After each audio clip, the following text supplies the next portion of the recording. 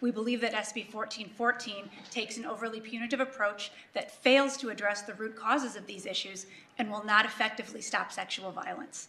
We are particularly concerned that the harsher penalties proposed in this bill will disproportionately impact marginalized communities, especially members of the LGBTQ community, who already suffer from systematic biases within the criminal justice system, particularly when it comes to sexually based offenses.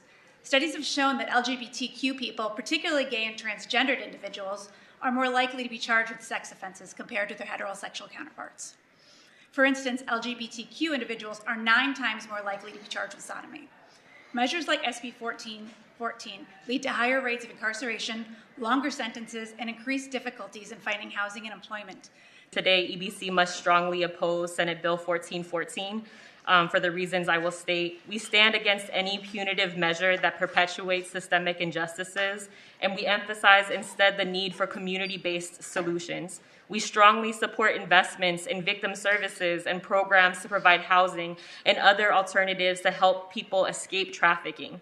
We are concerned that the harsher penalties contained in this bill will disproportionately impact marginalized communities, particularly Black and brown individuals who already bear the brunt of systemic biases within our criminal justice system.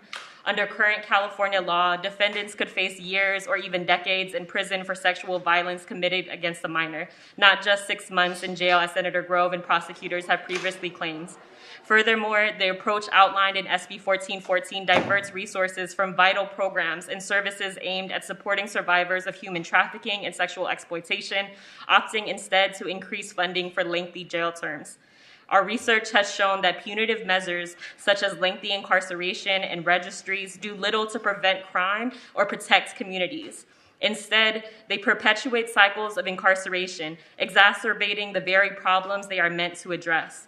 Rather than investing in punitive measures, we should be investing in community-based solutions that address the underlying issues driving exploitation. We should instead support survivors in healing and rebuilding their lives with access to housing and funding for service providers. Given this, we respectfully urge you to oppose SB 1414. Thank you.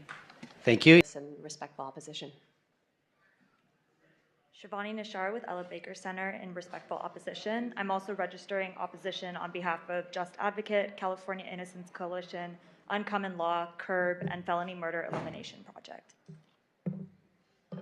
Melanie Kim, San Francisco Public Defender's Office, respectful opposition.